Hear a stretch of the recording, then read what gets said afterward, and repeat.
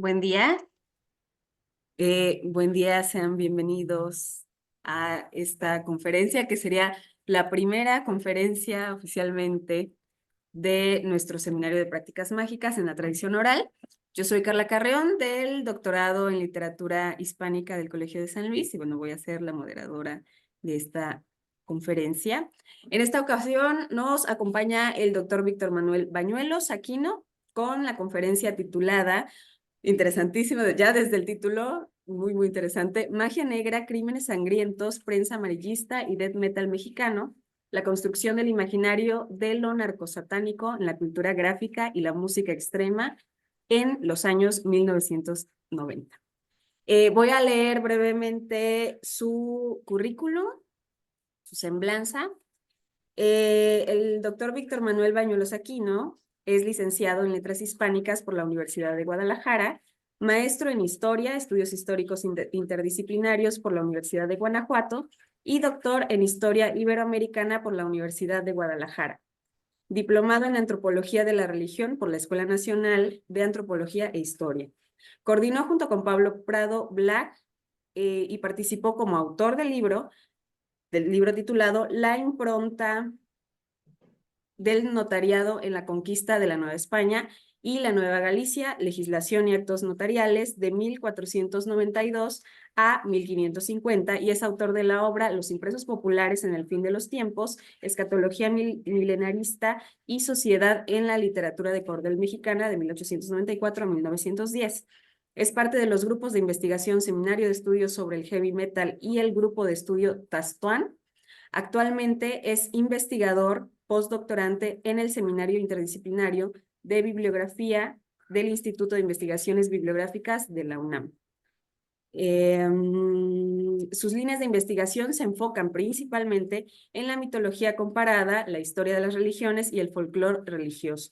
Ha participado como becario en estancias académicas con la doctora Claudia Carranza Vera en el Colegio de San Luis, con el doctor Gabriel Gómez López de la Universidad de Guadalajara, el doctor José Manuel Pedrosa de la Universidad de Alcalá y la doctora Ricarda Muser del Instituto Iberoamericano de Berlín. Además, ha participado en diversos coloquios y publicaciones para el Archivo General de la Nación, la Universidad Nacional Autónoma de México, el Archivo Histórico de Guanajuato, la Universidad de Guanajuato, Universidad Autónoma Metropolitana, el Colegio de San Luis, el Colegio de Michoacán, la Universidad de Jaén, la Universidad de Alcalá, el Archivo Histórico Provincial de Guadalajara y la Universidad Paul Valéry de Montpellier. Bueno, doctor, sea usted bienvenido. Tiene bastante tiempo para platicarnos sobre este tema tan interesante, y al final vamos a dar un tiempo para preguntas, comentarios y para comenzar el diálogo acerca del tema. Bienvenido, doctor Víctor. Gracias. Muchísimas gracias por la presentación y pues la verdad les agradezco mucho por esta invitación. A mí me entusiasma este proyecto, estos espacios para hablar de las prácticas mágicas y pues por supuesto yo no podía dejar pasar la oportunidad de hablarles un poco de esta investigación en la que ya llevo trabajando algunos años, básicamente auspiciado por el Seminario de Estudios del Heavy Metal, pero en la que he intentado hacer un trabajo multidisciplinario partiendo desde la bibliología, los estudios de religiones, tanto desde la historia como de la antropología de las religiones, pero también de los estudios de la música extrema. Por eso, me podrán ayudar, compartiendo, por favor, muchas gracias. Pues yo vengo a hablar de este caso tan extravagante, y es de la conformación de un imaginario, religioso, que se viene a construir a partir de una mecánica narrativa entre diversos objetos culturales. Por un lado, una mala interpretación de la doctrina del palo mayombe, una de las subdivisiones de la santería, una forma religiosa afrocaribeña. Luego, por la reinterpretación de esa primera mala interpretación hecha en este segundo momento por la prensa. Luego, la forma en que los músicos de los géneros extremos, como el death metal, por ejemplo, en el caso mexicano, centrándonos por ende en el ejemplo de la banda Brujería. Imagínense, desde el nombre, es una banda que estaba íntimamente ligada, inspirada tanto en los crímenes de los narcosatánicos como también en la abundante producción literaria de Carlos Castaneda. No en balde, el vocalista de esta banda se hacía llamar Juan Brujo, o sea, una obvia alusión a este Don Juan, este chamán del que hablaba Carlos Castaneda en sus libros. La temática de esta banda y de muchas que surgieron de manera posterior, imitadoras de esta primera banda llamada Brujería, pues van a girar en torno a los sacrificios humanos, a los enfrentamientos entre grupos delictivos, pero donde siempre estos enfrentamientos son precedidos por el uso de la magia, es decir, de gente que pensaba que con estos hechizos de magia negra se podía hacer invisible, podía hacer invisible sus camionetas blindadas, podrían hacerse ellos mismos inmunes a las balas, y en los que uno o más espíritus guardianes los protegerían de sus enemigos. La cuestión aterradora es que estos espíritus guardianes serían las almas de sus enemigos asesinados, pero de maneras cruentas y muy violentas. Finalmente veríamos que al final de todo este cóctel de creencias y potenciados ahora por los telediarios, como ocurrió así y Primer Impacto, pues iba a generar en la década de los 90 pues, una histeria. La histeria de la existencia de un grupo de narcotraficantes violentos que encima de todo eran adoradores del Señor de las Tinieblas. ¿Me ayudan con la que sigue, por favor?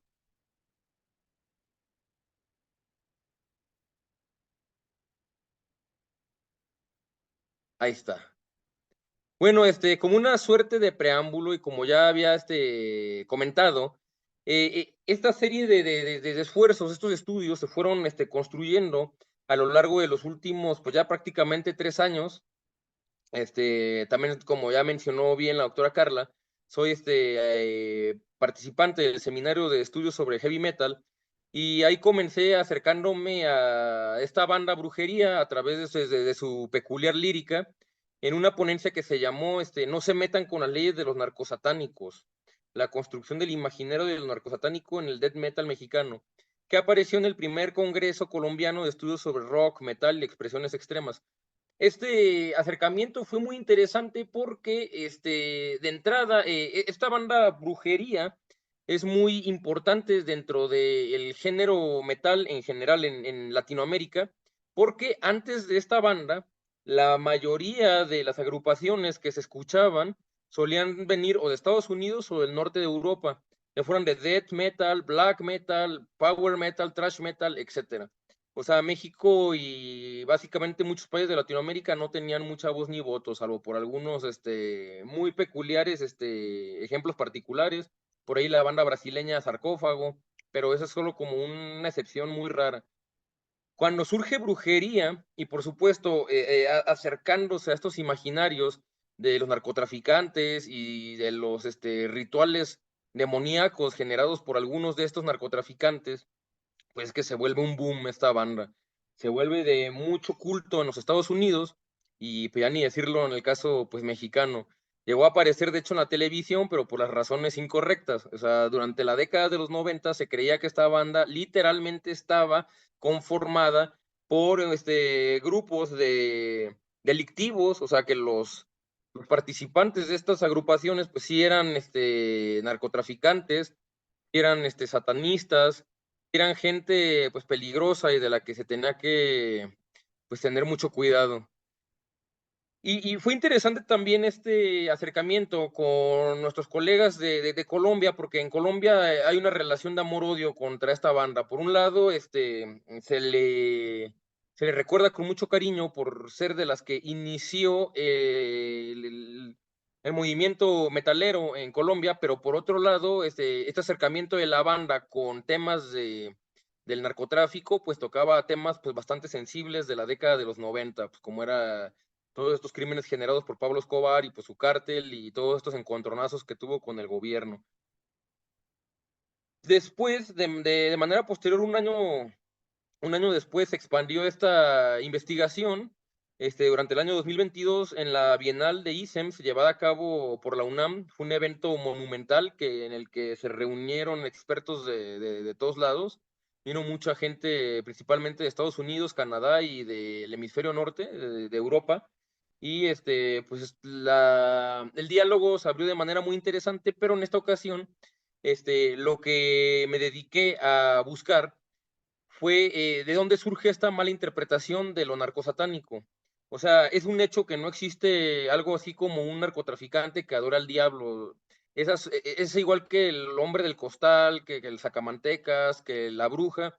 Es una construcción social que se crea a través de una serie de mecanismos narrativos que se le conoce como salto antropológico, en el cual al enemigo de la comunidad se le desdibuja su humanidad y se le intenta reconfigurar como un ser monstruoso, demoníaco, a veces bestial, y por eso es que se le empieza, en el caso de estos narcotraficantes, a vincular con el diablo.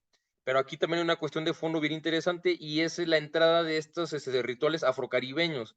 Y vamos a encontrarnos que la mala interpretación de la praxis religiosa de los grupos, tanto africanos y luego mulatos y luego caribeños, pues va a ser una constante de muy, pero muy larga duración, prácticamente desde el primer contacto de los indios del altiplano con esclavos africanos. ¿Me puedes ayudar con la que sigue, por favor?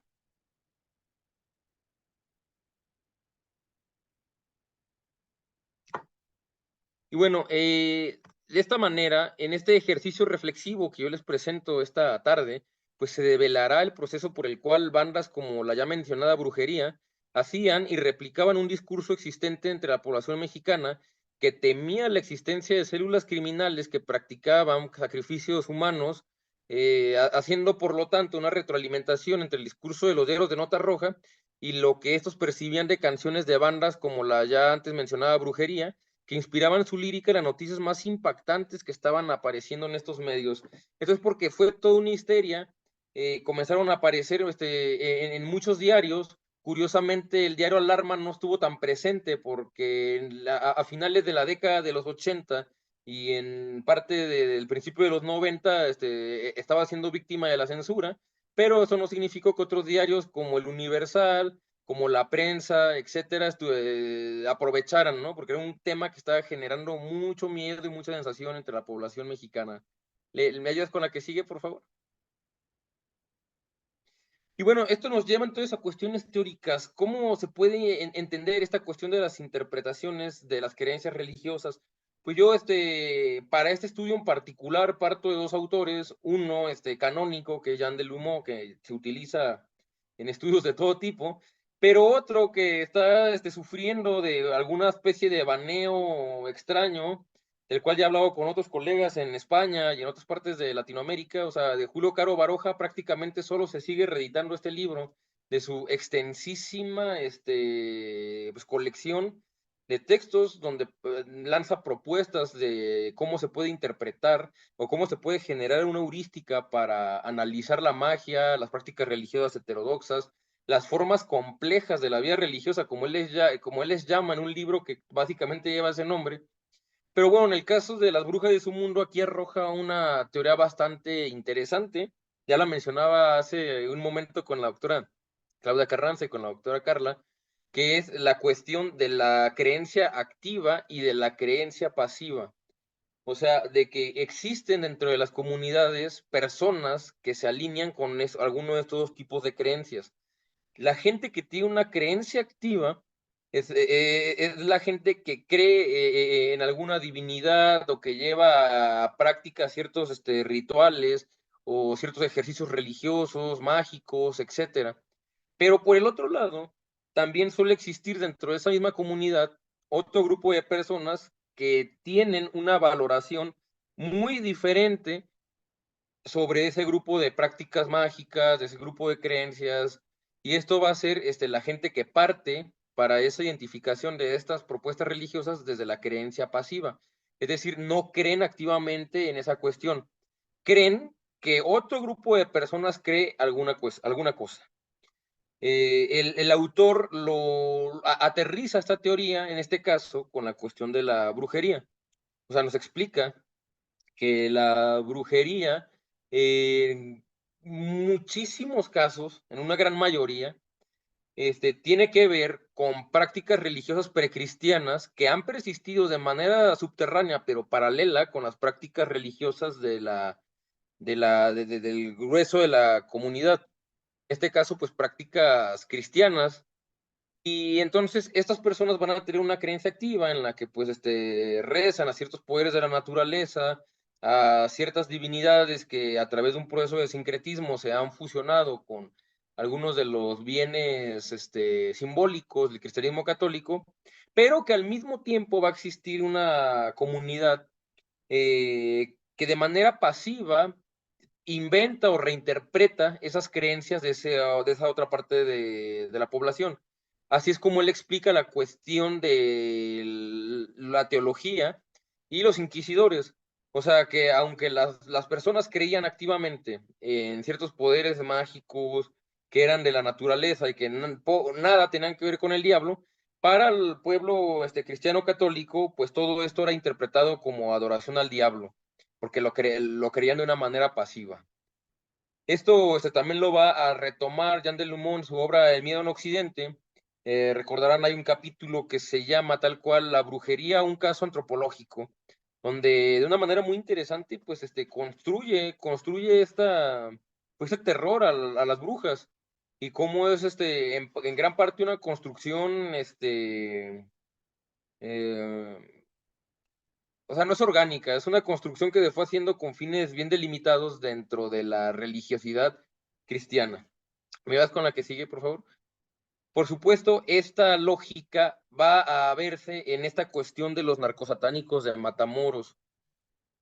Por supuesto, estos eran unos personajes deleznables y por supuesto que esta investigación no busca en ningún modo reivindicar o verlos como víctimas, sino más bien entender que no eran satánicos y que esta vinculación del palo mayombe, que es una tradición afrocaribeña, santera, es un sincretismo entre rituales africanos y el cristianismo católico, pues no tiene que ver con el satanismo. Más bien aquí se hizo una reinterpretación a través de la hiperviolencia de las células criminales, que esto no necesitan ser católicos, satanistas, adoradores de la Santa Muerte, o sea, la mayoría, como parte de una estrategia de intimidación a los enemigos, pues suele descuartizar, cortarles las orejas, hacer todo tipo de desastres que sean muy llamativos y aterradores. Pero reitero, no es por una cuestión religiosa, es más como una mecánica entre células criminales. Entonces, la confabulación entre esta característica tan aterradora de los grupos de delincuentes y también de estas prácticas religiosas diferentes, o sea, tan distintas, tan exóticas a las del cristianismo católico, pues son las que se confabularon para la creación de este imaginario de lo narcosatánico. De hecho, aquí vamos a encontrarnos también cómo fue que surge este neologismo, ya que antes de este caso del 89 no existía.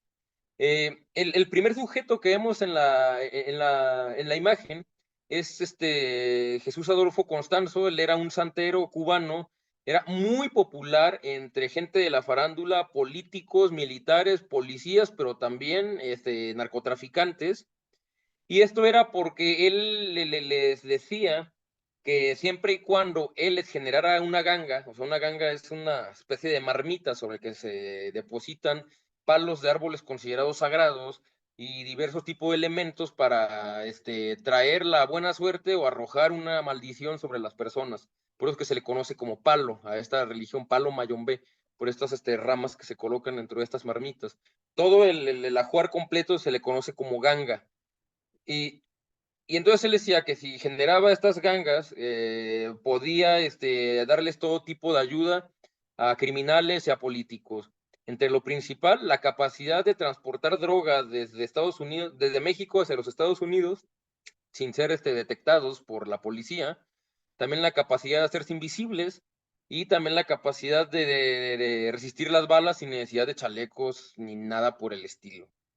La mujer que aparece en la siguiente fotografía era la amante de Jesús Constanzo y le llamaban la narcosatánica, es Sara Aldrete. Es una de las figuras que estuvo más en el ojo público, porque cuando la policía llegó a ellos, Jesús Constanzo de suicidio, hizo un pacto suicida con otro de sus colegas y ella la llevaron a la prisión y ahí sufrió una serie de torturas increíbles, inenarrables, no las vamos a contar hoy. Y que bueno, ella documenta en su obra Me dicen la narcosatánica, y con la que, o sea, ahí les menciono, tuve oportunidad de estar en contacto con esta persona en el año 2020, aprovechando pues el encierro y la forma de comunicarnos por computadora, ¿no? Por mail, etcétera. Vean con la que sigue, por favor. Ah, bueno, aquí de lo que les decía, o sea, me envió su libro con la firma. Bueno, estos términos de narcosatánico, se empezaron a generar en estas sesiones de tortura hacia las cuales fueron, sometidos, estos, discípulos de este santero, de Constanzo. Y es que ellos mientras los golpeaban, les preguntaban: "¿Y es que ustedes qué practican? ¿Ustedes qué es esto?". Y ellos decían: "Santería", pero fíjense, santería.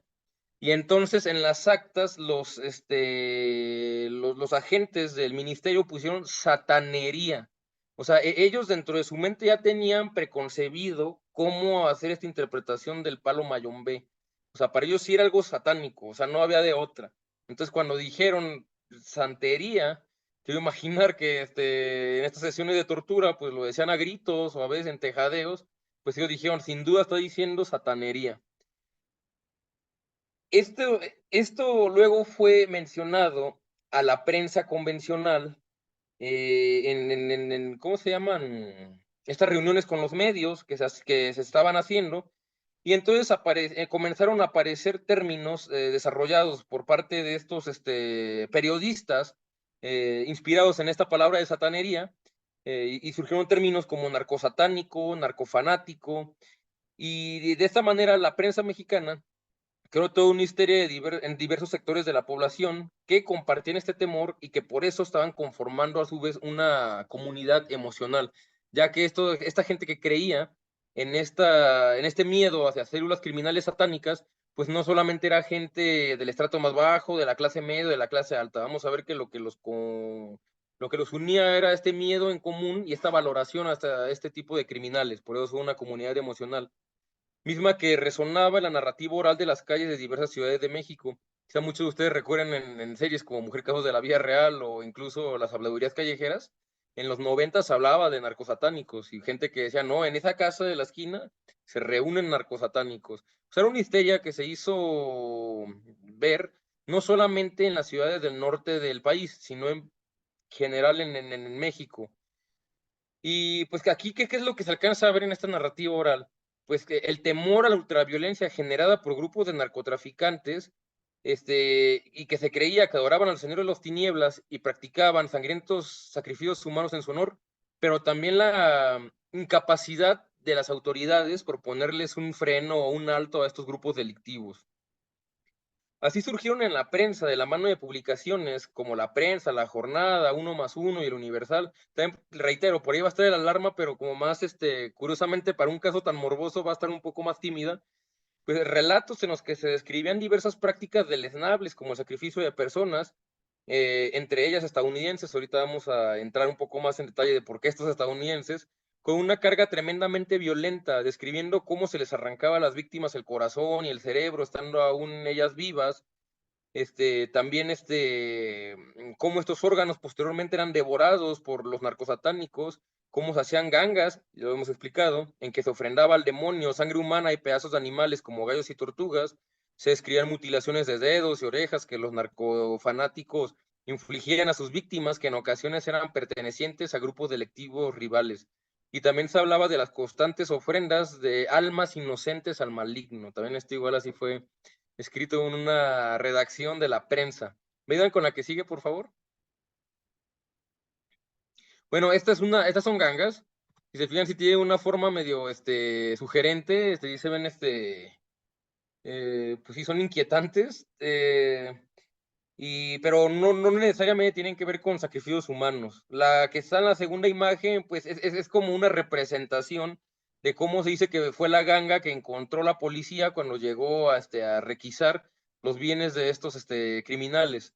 Como les digo, es un sincretismo religioso generado por recuerdos que tenían algunos esclavos que llegaron del África y y que se fueron confabulando con elementos del cristianismo. Por ejemplo, las creencias en los orishas, que son dioses tutelares, que quedan atados de por vida a cada una de las personas dependiendo del día en que nacieron, pues por supuesto para estas personas fue fácil de vincularlo con la tradición del santoral católico, donde de una manera parecida se cree que hay un santo para cada persona que lo protege y lo cuide desde el día en que nace hasta el día que muere y que le es dado dependiendo del día en que haya nacido la persona.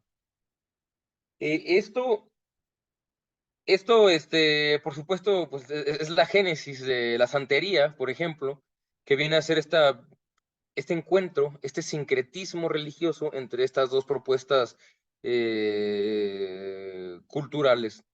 ¿Me dan con la que sigue, por favor? Bueno, como relataba, pues, en la prensa se hizo eco de este hecho, por supuesto, muchas veces de manera hiperbólica. Se ven aquí, por ejemplo, Sara Aldrete, pues, de joven, era una mujer muy guapa, y claro, desde el 89 hasta nuestros días, pues, ha estado en la cárcel, y creo que tiene cadena perpetua, se ve también cómo fue este momento en que la policía llegó a requisar a Jesús Constanzo, y, pues, los encabezados, pues, se tienen toda esta estrategia, ¿no? Que se utiliza desde los pliegos sueltos hasta la nota roja que todos conocemos, o sea, en grande, espeluznante, macabro, o a este tipo de encabezados que no dejan a nadie indiferente. ¿Me ayudan con la que sigue, por favor?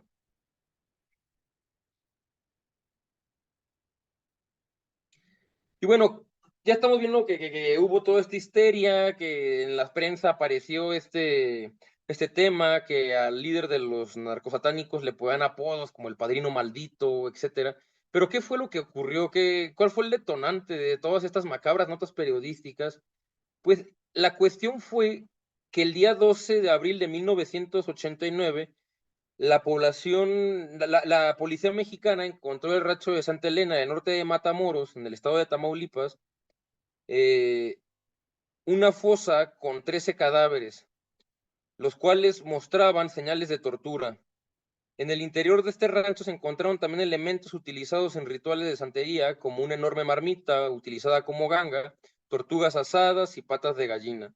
¿Cómo fue que la policía llega a esto de este rancho? ¿Cómo se les ocurre? Pues parece ser que en esta parte del norte de México ya se sabía que se perdía la gente, que desaparecían y que no los volvían a encontrar, pero la policía prácticamente no hacía nada. ¿Qué es lo que detona todo esto? Que unos estadounidenses se cruzaron la frontera. Parece ser que una práctica muy común hasta ese momento era que universitarios adolescentes se iban a México a agarrar la fiesta porque era muchísimo más barato que en Estados Unidos. Pues aparte de que en México desde los 18 ya te venden alcohol y en Estados Unidos tenían que esperar hasta los 21. Entonces, pues en una ocasión llegaron varios de estos universitarios, pero ya jamás regresaron.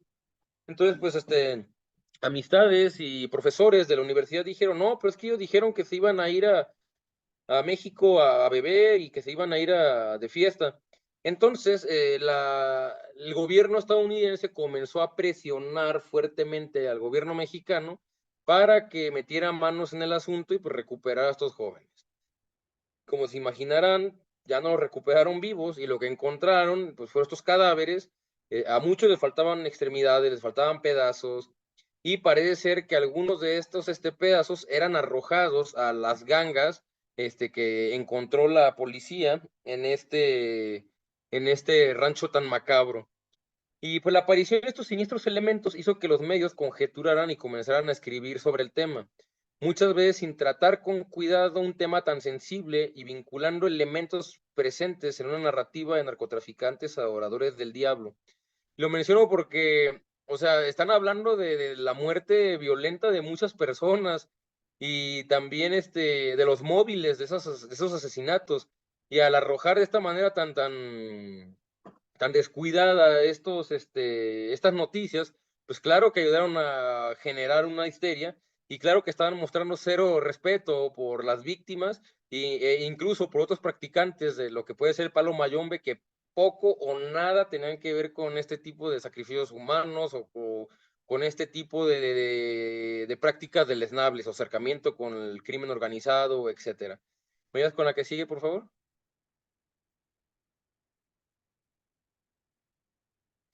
Bueno, esta es una fotografía de la ganga esta que fue encontrada en el rancho de Santa Elena. Y pues por supuesto, este caso, al ser tan llamativo, al ser tan poderoso en imágenes, que es algo tan importante en las religiones, o sea, tener estas imágenes poderosas, pues por supuesto que generó un mare magnum de producciones de la cultura pop. ¿Me ayudan con la que sigue, por favor? Bueno, de entrada, pues tenemos el libro y diversas notas periodísticas que surgieron sobre Sara Aldrete, donde tal cual le llaman la narcosatánica, la bautizaron de diversas maneras en los medios, como la gran sacerdotisa, la narcosatánica. Se decía que ella ayudaba en los sacrificios humanos, que ella arrancaba los pezones de algunas de las víctimas, que les arrancaba las orejas, o sea, se creó toda una parafernalia sobre estos practicantes del palo mayombe. Haz la que sigue, por favor. Bueno, ya comentaba, hay diversas fuentes hemerográficas que tocan el tema. Lo vamos a ver en diarios como La Jornada, el Uno más Uno, el Universal, el Alarma, y esto, pues, por supuesto, potenciado entre abril y mayo de 1989, y que documentaron el caso. Existe una gran cantidad de material referente a este tema dentro de la Hemeroteca Nacional de México, pero aquí hay una cuestión bien padre que muchos conspiranoicos pues, podrán llegar a una, a un- a una conclusión errada. Si ustedes entran a Nautilo de la Hemeroteca Nacional de México, van a ver que sí, en efecto aparecen estos ítems, o sea, que están en existencia, pero si ustedes los intentan ver, están restringidos. Esto no es por alguna cuestión de que quieran proteger a alguna persona, algún narcotraficante, algún político, no. Es porque como esto acaba de ocurrir, o sea, ya fue hace ya hace más de 30 años, pero los diarios siguen manteniendo sus derechos de autor. Y por otro lado, muchos de los implicados siguen estando pues vivos y se pueden seguir viendo pues afectados. Sin embargo, si ustedes hacen una visita presencial en la Hemeroteca Nacional y traen su listita con los ítems que quieren, fácilmente se los pueden prestar para la consulta. Es como lo que yo he hecho prácticamente para esta investigación. ¿Me ayudas con la que sigue, por favor? Y bueno, ¿qué nos denota todo este ejercicio reflexivo? Pues nos muestra pues la retroalimentación de la que eran partícipes los medios de comunicación y estas bandas, también ahí pondría al gobierno, un proceso que se puede ver en tres momentos determinados entre 1989 y 1995. Primero que nada, pues la prensa de Nota Roja arroja estos resultados apresurados de lo que les cuenta la Fiscalía Mexicana sobre lo que sacó de estas sesiones de interrogatorios y de tortura, obviamente a estos santeros, y de ahí a partir de la asociación de los rituales de palo mayombe con la satanería, pues empiezan a generar todo este discurso del narcosatánico. Después, bandas, principalmente brujería, replicaron el discurso de la Nota Roja en sus canciones, retomando los aspectos más morbosos y grotescos sobre los temas de los sacrificios humanos y el mundo de los narcotraficantes. La música de este grupo, reitero, en los 90 y todo a principios de los 2000, no se tomaba broma, o sea, era algo de cuidado. Sus temas eran muy, aparte de que estaban en español, que era algo muy raro con la música metal en aquella época, eran muy explícitas las letras, o sea, mucho más que en las canciones de hip hop o de otros géneros de metal que puedan recordar. Se hablaba de estos sacrificios humanos, de cómo eran estos sacrificios humanos, de cómo saber la gente en canal estando en viva. Se hablaba de este mundo de los narcotraficantes, de los ajustes de cuentas, pero algo bien interesante también es que metía la cuestión de la hiperviolencia en la frontera norte de México. Hablaba también de estos enfrentamientos entre delincuentes mexicanos y delincuentes estadounidenses, estas guerras entre células criminales, pero metiendo aquí una cuestión nacionalista y racial, o sea, de Brown Pride contra WASP, o sea, contra anglosajones americanos.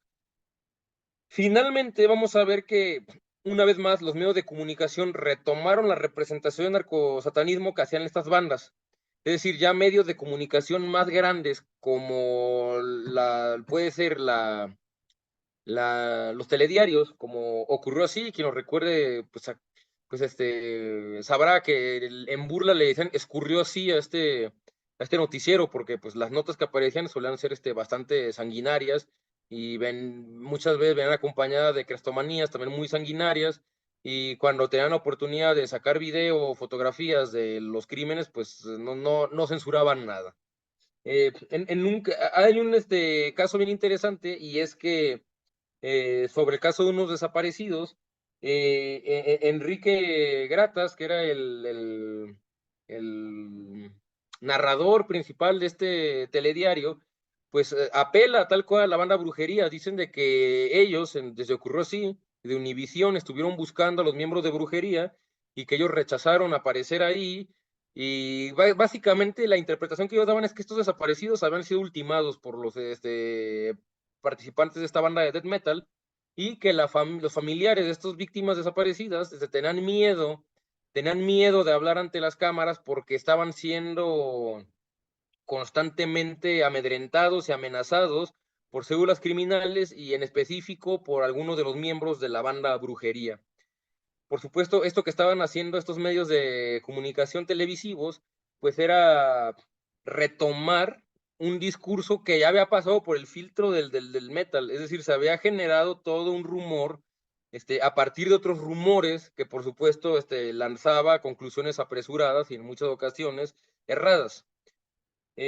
Una cuestión que también va a ser bien importante de estos telediarios va a hacer que van a dar por hecho que la existencia de bandas como Brujería y otras que también comenzaban a tomar el tema de los narcosatánicos, bandas como Asesino, bandas como, bueno, una tan imaginativa como Narcosatánicos, o sea, eran tan imaginativos que tal cual le pusieron como tal los narcosatánicos, pues lo único que estaban haciendo era reiterar que existía todo un mundo subterráneo de criminales adoradores del diablo que estaban íntimamente vinculados ya no solamente con los santeros, sino que estaban también íntimamente vinculados con estos metaleros, con estos músicos del death metal, y que pues pues, formaban estas células criminales.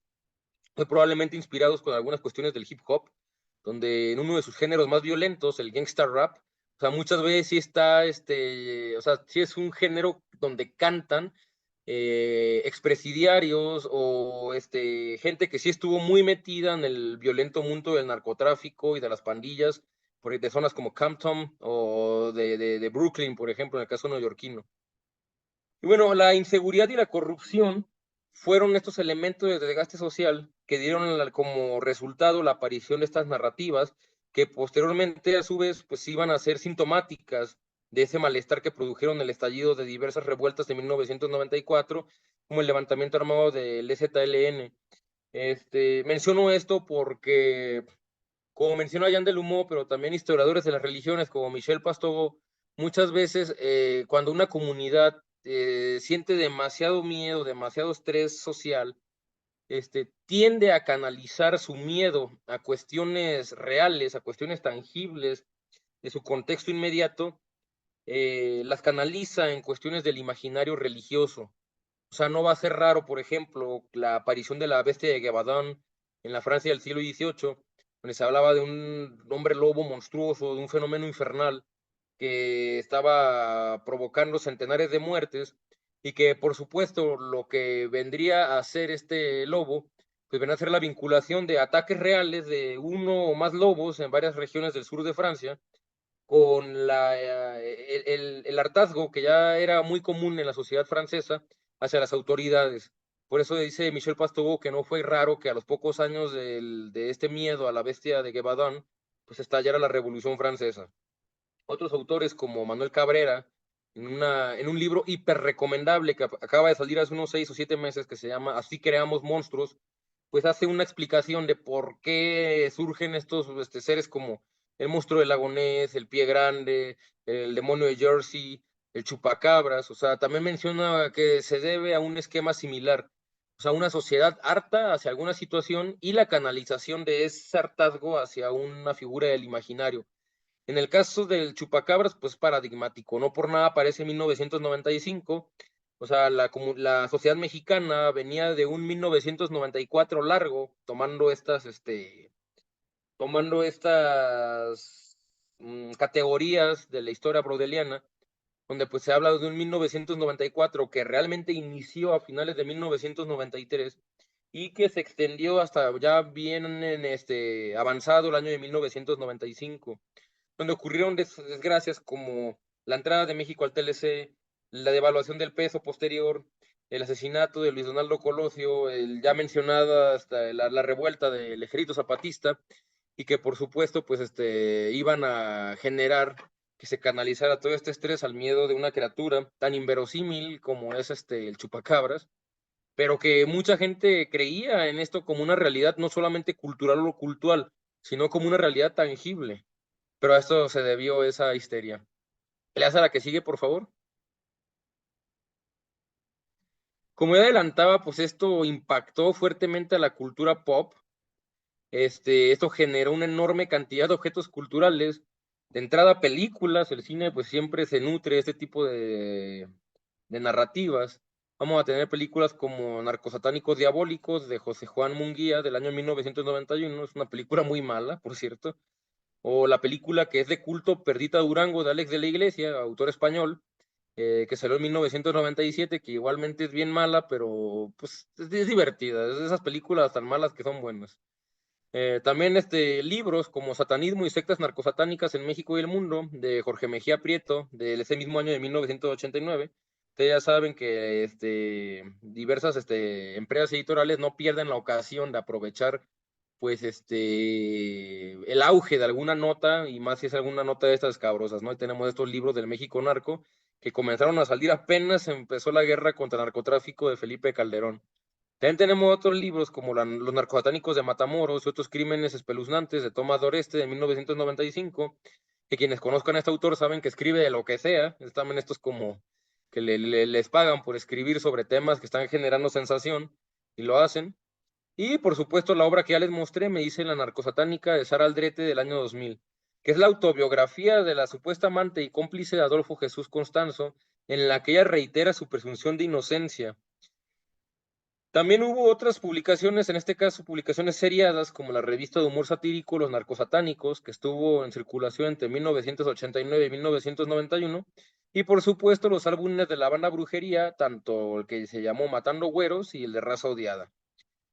El miedo a los narcosatánicos y a estos relatos en torno a ellos, como ya se estarán dando cuenta, iban a caballo entre la nota roja y la leyenda urbana, lo cual nos muestra el miedo que generaban en una parte de la población, que como también ya hemos mencionado, conformaba una comunidad emocional que hacía un enemigo invisible y representativo de la otra edad, mismo que encima de todo era representado como hematófago y casi caníbal.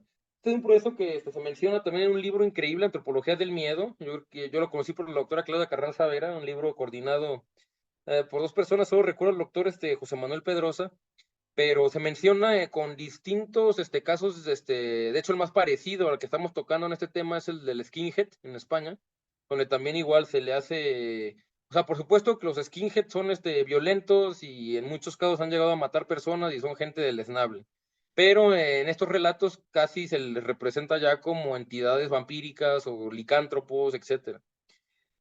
Por supuesto, el narcosatánico descrito en la prensa era un ser aterrador, ya que no tiene una forma definida. La gran diferencia entre estos personajes que no tienen forma definida es que ustedes no pueden detectar si son malos o buenos. O sea, puede ser el vecino, esto lo ayuda a invisibilizarse, puede ser cualquier persona de la sociedad, cualquier persona que pues tú no sabes qué hace detrás de los muros de su propiedad y que muy probablemente pudiera estar llevando a cabo espeluznantes sacrificios humanos, como bueno, los que ya se han mencionado, que aparecieron en la prensa y que bueno, también iban a poblar esta música death metal. Vayan con la que sigue, por favor.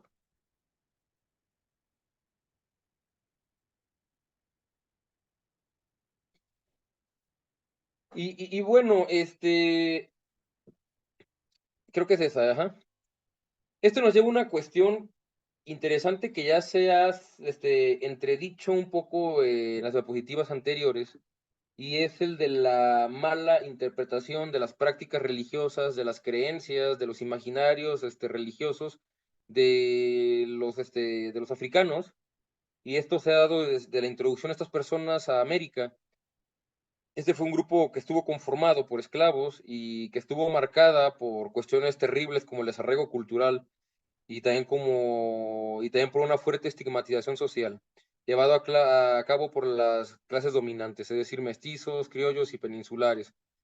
También la élite religiosa se mostraba indiferente con estas clases oprimidas, conformadas por esclavos negros e indígenas, los cuales sufrían una exclusión de tipo natural, es decir, por ser diferentes a los europeos, tanto en sus rasgos físicos como también en sus creencias. Por supuesto, esto obedecía a una estrategia, este desarrollo cultural obedecía a una estrategia sucia, cochina y muy efectiva llevada a cabo por las potencias esclavistas, que era que para evitar la posibilidad de que hicieran sociedad, que tuvieran reuniones o que planearan escaparse, pues conjuntaban a muchos esclavos de África, pero no de las mismas regiones. Entonces tenían a muchas personas que aunque compartían un mismo color de piel, eran muy distintos en sus lenguas, muy distintos en sus creencias, y por lo tanto estas personas, pues lo que introdujeron a América era ya solamente retazos, rezagos, algunos recuerdos vagos, tanto de palabras de sus lenguas originarias como de sus riquísimos sistemas religiosos. Los indios del altiplano los conocieron durante el proceso de conquista como Teucacatcatzin, que son los dioses sucios, en alusión a su color de piel. O sea, decían, pues vienen acompañando a los dioses, pero utilizan este concepto o sea, caca, que es sucio en náhuatl, para aludir a que su color de piel era oscuro. Fueron muchas, pero muchas las corporaciones y países encargados de movilizar esclavos a las Indias. Por ejemplo, España, aunque tenía prohibida la esclavitud y generar la esclavitud, sí que compraban esclavos que se generaban fuera de sus fronteras. Es decir, pues esclavos que eran llevados por otras empresas como la Compañía Holandesa de las Indias Occidentales y la Real Compañía de África, que era británica. Hasta gente que decía, pues llevaba unos buques descomunales, los llenaban de esclavos, los llevaban en condiciones infrahumanas, muchos no llegaban, llegaban muertos, llegaban muy, muy lastimados de su psique, y pues llegaban a una región muy diferente, con una topografía muy diferente y ante personas con una forma de pensar muy diferente. La situación anterior es muy significativa para entender un rasgo que tendría la población negra y después la mulata en los territorios conquistados por los españoles. Por un lado, el desarrollo cultural, que ya que aunque estos grupos tenían rituales, palabras y otros rasgos de identidad bien definidos, pues en contraste con los grupos de peninsulares, incluso los indígenas autóctonos, pues los negros desconocían cuestiones como su lugar de origen o incluso pues los nombres de sus antepasados. O sea, realmente se les estaba privando pues de algunas cuestiones muy importantes dentro de la dignidad humana. El grupo de esclavos en la Nueva España estuvo conformado en un primer momento por los negros traídos masivamente de África en la primera mitad del siglo XVII, aunque con el avance del siglo y más allá de eso, con el siglo XVIII, pues la cantidad de africanos decayó y en su lugar aumentó la población mulata como producto de más de 100 años de mestizaje. Y pues como todos ustedes ya saben, esta población históricamente pues fue propensa a ser representada como maligna. En España, o sea, no solamente en la Nueva España, ya en España se pudo reconocer esta característica en el proceso de Leno Céspedes, denotando la forma en que se pensaba que actuaban los hechiceros de esta condición. Un prejuicio que sería emulado en territorios novohispanos. Bueno, para quienes no estén familiarizados con el caso de Leno Céspedes, pues rápidamente, pues era un médico muy reputado en Toledo. Y entonces comenzaron a surgir rumores de que podía ser sodomita. Entonces se lo llevó a la Inquisición y ahí pues descubrieron que era un hermafrodita y entonces pues su situación jurídica pues se precarizó mucho más porque de hermafrodita ya pensaban que era una bruja que a través de la magia negra había cambiado de sexo. El caso es que Leno Céspedes ha de haber sido un orador tan o mejor de bueno que personajes como Donald Trump, porque hizo que los inquisidores lo tomaran en cuenta y dijeran que tenía el razón. Es decir, que no era un hermafrodita generado por magia negra, sino que era un milagro de la naturaleza, como como el escrito por Plinio el Viejo en su libro de la naturaleza. Sin embargo, esto no le evitó a que anularan su matrimonio, le dieran muchos azotes y después se le obligara a trabajar sin pago en un hospital religioso en la misma ciudad de Toledo. Ya saben, en la tradición medieval se pensaba que era una ciudad de brujos por la convivencia entre diversos tipos de religiones, había musulmanes, judíos y cristianos. Y pues bueno, este hospital donde trabajaba ahora Elena Céspedes, porque ya dejó de ser visto como Eleno Céspedes, se habla de que iba la gente en masa porque creían que él no curaba con medicina, sino con hechicería y magia, que también en el imaginario de estas personas era igual o más funcional que la medicina convencional. Vean con la que sigue, por favor. Y bueno, aunque a veces ha sido invisibilizada y en otras veces ha sido malinterpretada, la cultura africana, por supuesto que ha dejado su huella en muchos constructos del imaginario. Hablamos ya en el caso, pues en México, pero realmente en toda Latinoamérica. Ya autoras como Marta Lilia Tenorio encontraron que en la obra considerada menor de Sor Juana Inés de la Cruz aparecen recogidos algunos elementos de la cultura popular de los negros. Esta obra menor son algunas coplas y rimas que escribió que son igual de buenas y que, como ya muestra la doctora Marta Lilia, pues tienen esta riqueza.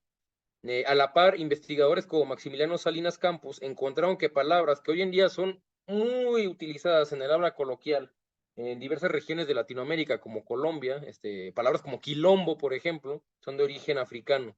Se ubican esta palabra quilombo que utiliza como para decir algún desmán, desastre, alguna situación que sale de control. La representación de la gente de piel oscura en las Indias nos muestra un prejuicio heredado de la cultura española que se puede apreciar en el alto número de acusaciones en contra de negros y mulatos por ser brujos y hechiceros. Por ejemplo, en Cartagena de Indias, entre 1634 y 1650, pues la mayoría de los casos sobre estos crímenes religiosos pues son en contra de negros y mulatos. Igualmente, la presencia negra y mulata en los casos de la Inquisición de la Nueva España fue tal que apareció en leyendas populares como en la rescatada por Luis González y Luis González Obregón y otros autores de la época del romanticismo mexicano decimonónico, pues en cuentos como el de la mulata de Córdoba, pues se habla de una bruja que pertenece a dicha casta y logra escapar de las prisiones de la Inquisición con la ayuda de sus artes demoníacas. En este caso, pues pintando un barquito en una pared y escapando un motivo literario pues que se va a encontrar en muchas regiones del globo, pero que en este caso es vinculada con los mulatos y con la adoración del diablo. Vean con la que sigue, por favor. Esto nos lleva a una cuestión también bien interesante, y es que no solamente en los tribunales de la Inquisición se va a encontrar esta constante, sino que también otros tribunales religiosos, como el Tribunal Eclesiástico Ordinario, del cual saco estos documentos, donde, pues como podrán ver, o sea, de entrada era un caso levantado en contra de un lobo de casta, pero más principalmente con un mulato. Y vemos aquí que los demonios que son representados en estos documentos, pues van a ser negros. El de la segunda imagen, de hecho, aparece hasta con rasgos muy característicos de los mulatos, como el cabello rizado, la nariz chata, en una muestra de cómo, pues, cómo se interpretaba este grupo social. ¿Me das con la que sigue, por favor?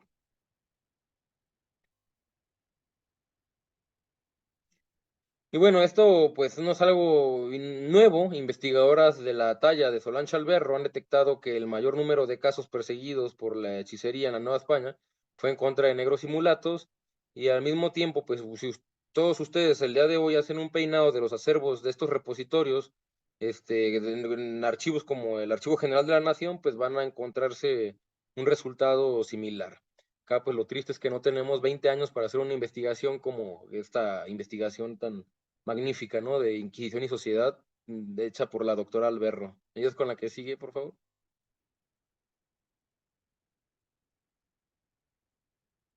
Y bueno, esto nos lleva al otro tema importante de esta tarde, que es la aparición de este tema del narcosatanismo en el death metal, este género que vehicula en diversas expresiones y motivos de la violenta narrativa de la nota roja mexicana, particularmente sangrienta por desarrollarse un espacio donde se dan constantes enfrentamientos entre diversos grupos criminales, apareciendo esta realidad no solo en la música, sino que en elementos constitutivos de esta, como la estética del grupo o el arte conceptual de las portadas y libretillos que acompañan a estas producciones musicales. Elementos que en suma conjuntan una suerte de semiósfera, es decir, un espacio en el que se puede crear contenido y mensajes nuevos y conclusivos dentro de su propio espacio de significación. De manera que el estudio de esta semiósfera se hace a partir de análisis de la lírica y estética de la banda Brujería, elegida esta por la importancia y aparición que tuvo en medios de comunicación, lo que ya hemos mencionado, y esto pues se va a ver a finales de los 80 e inicios de los 90, ya que nos puede mostrar lo que pensaba una comunidad emocional al ser pareada la producción de esta banda musical con los aspectos que estaban ocurriendo en su contexto inmediato. Por lo tanto, vamos a tomar como representativos de la banda de los álbumes Matando Güeros y Raza Odiada de los años 1993 y 1995 respectivamente, por la polémica que desataron y por tener una gran presencia el tema del narcosatanismo, y también por ser los que la banda generó con un sonido más apegados a los cánones del death metal, antes de su cambio a uno más de tipo grindcore. Esto último va a ser muy importante para la parte de conclusiones. Esta banda surge como un proyecto donde se mezclan elementos de géneros extremos, como el black metal, que es abiertamente satánico, el death metal, por este sonido muy agresivo, y que van a ser dos formas de los subgéneros del heavy metal que van a ser muy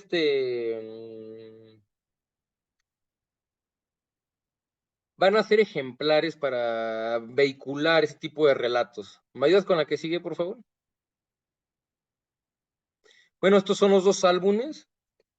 Como ven en las portadas, pues suelen meterse con cuestiones bastante escabrosas, con cuestiones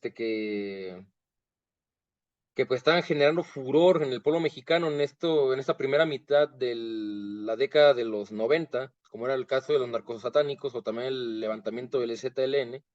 Y aquí es bien importante porque en esta época previa al Internet, existen rumores que, por ejemplo, esta portada tan peculiar del álbum Matando Güeros, pues era ya se imaginarán el librito, ¿no? Del disco, está lleno de gente descuartizada y de fotografías reales, de gente decapitada, etcétera. Y existía la leyenda de que esa mano que está levantando esta cabeza es la mano del vocalista, que decían que era un narco satánico, y que estos cuerpos destazados que se ven en el librito, pues eran fotografías que ellos mismos habían tomado de sus víctimas y que pues acaban en estos discos. Esto por supuesto es una mentira, esto sería una condena a la prisión, será como decir, sí, yo lo maté, pues, así, ya para hasta evitarte un juicio, ¿no? Ya para ir directo a la cárcel. ¿Me ayuda con la que sigue, por favor? Y bueno, aunque se suele pensar de manera errónea que el black metal monopoliza el tema del satanismo dentro de su estética y su lírica, la realidad es que este va a ser un tópico recurrente en otros géneros, como de entrada el mismo heavy metal, con bandas como Merciful Fate, en el caso del thrash metal, con bandas como Slayer o Bathory, y en el caso del death metal, con bandas como Dayside y Vital Remains. O sea, no en balde Homero Simpson dijo que las mejores bandas se alían con Satán. O sea, y en estos ejemplos de la música metal, pues se reitera, ¿no? Esta gran cita. La banda Brujería solía crear rumores en torno a sí misma que eran fáciles de esparcir y exagerar gracias a la poca información que circulaba sobre la banda. Este era un fenómeno típico en la época previa a la masificación del Internet y que, reitero, va a tener mucha similitud con otros levantamientos de asesinos vinculados con el satanismo y la música extrema, como puede ser el caso de la segunda oleada de black metal en Norte de Europa, pero que eso ya es parte de otra discusión. O también el de muchos cantantes de hip hop, también de la década de los 90, de Tupac, Bone Thugs and Harmony, Notorious B.I.G. O sea, también sí es cierto que ellos venían de estratos bajos y que eran gente que era peligrosa, pero también la realidad es que se solía mostrar esto a través de una imagen hiperbólica, donde pues claro que no eran esas figuras aterradoras, ¿no? Que ellos mismos querían hacer ver de sí mismos. A inicios de los años 1990 se solía representar a Brujería como una agrupación compuesta por bandidos mexicanos adoradores de Satán, vinculados con los crímenes de Matamoros y perpetuándose esta leyenda de los narcotraficantes, asesinos, adoradores del diablo. ¿Me ayudas con la que sigue, por favor? Bueno, canciones en torno a este imaginario de los narcosatánicos que lanzó la banda entre los años 1993 y 1995 van a ser estas que aquí les comparto. Por supuesto que de manera posterior la banda siguió utilizando este tema, pero ya no tanto. Ahora el tema principal de la banda iban a ser más bien los enfrentamientos entre grupos de migrantes, la violencia contra los chicanos, contra los mexicoamericanos y el odio racial de los estadounidenses hacia los mexicoamericanos. Pero bueno, en esta primera etapa eh, tenemos en el álbum Matando Güeros canciones como Leyes Narcos, El Sacrificio, Narcos Satánicos, Machetazos, que vendría a ser la segunda parte de Sacrificios. Y pues bueno, como se darán cuenta, pues el hilo conductor de este álbum iba a ser la cuestión de los narcos satánicos, de la idea de los sacrificios humanos que generaban y esta idea de las leyes narcos, pues también de cómo es la hiperviolencia entre estos grupos delictivos. De hecho, en esa canción, que apenas dura 2 minutos, es bastante agresiva en su sonido, mantiene pues como es el común el género, riff de medio acorde y blast beats de batería, y menciona un ajuste de cuentas, pero sin sin maquillarlo ni un poquito, es bastante agresiva la canción. En el álbum Razodiada, como habrán visto en la portada, se empieza a dar un giro un poquito más a los acontecimientos de San Cristóbal de las Casas, pero no dejan de aparecer temas concernientes al satanismo y a su vinculación con el narcotráfico, como la canción Sesos Humanos, que aparece también como la cuarta parte de la canción Sacrificio, donde pues habla de estos artículos de la prensa donde se habla de que los narcosatánicos pues, consumían o sea, el contenido de la ganga se lo comían, que en ellos había cerebros humanos y pedazos de personas. También Almas de Venta, donde se habla pues de este motivo tan conocido en la tradición de Occidente, pues de la gente que le vende su alma al diablo por un beneficio. Consejos Narcos, que vendría pues, a ser como una continuación espiritual, por así decirlo, de la canción Leyes Narcos. El Patrón, que es una de las canciones más polémicas de la banda, porque sale en el año 1995, cuando es asesinado Pablo Escobar, y al menos de manera aparente es una oda a este narcotraficante colombiano, pero bueno, ya veremos un poco más adelante que no era tan así. Y finalmente la canción Ritmos Satánicos, que cierra este álbum y que es bastante inquietante, pues que es como busca generar la esencia de un ritual satánico como tal. ¿Me ayudan con la que sigue, por favor?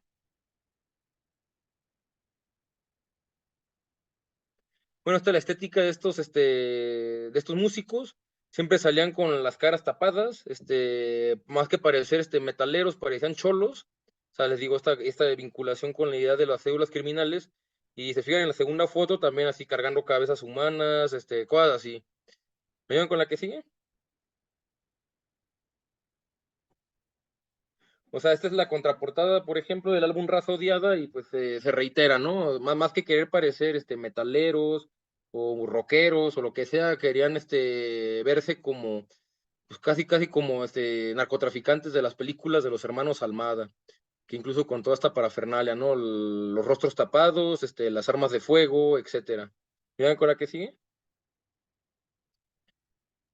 Y esto pues ya nos arroja a nuestro apartado de conclusiones, ya para ir cerrando este ejercicio reflexivo esta tarde. Pues vemos que históricamente la mala asimilación del cristianismo por parte de la población negra generó diversos rituales y prácticas religiosas que fueron confundidas con hechicería y brujería. Esta latencia estuvo presente en la Nueva España y no desapareció. O sea, que lo que estuvimos viendo, estas leyendas, cómo se veía esto en los documentos de los tribunales religiosos. Y no solo no desapareció, sino que este mercado religioso se extendió y dio paso a este tipo de prácticas, incluso dentro del mundo del Lampa, o sea, donde ya también ellos se meten en estas cuestiones del palo mayombe, de la santería, etcétera. Y también vemos que estos imaginarios en torno a prácticas consideradas maléficas se permeó al mundo del metal, siendo muy apreciable en la banda Brujería de inicios de los años 1990 y ahora en una gran cantidad de bandas como las ya mencionadas Asesinos, Narcosatánicos o también Los Rucos de la Terraza, que es una banda tapatía, es de la que estamos viendo la fotografía, que igualmente utiliza esta estética de lo narcosatánico, por ejemplo, en las fiestas populares, aquí vemos al vocalista levantando una cruz hecha de flores, como en diversos rituales sincréticos de magia india, africana y cristiana. ¿Me ayudas con la que sigue, por favor?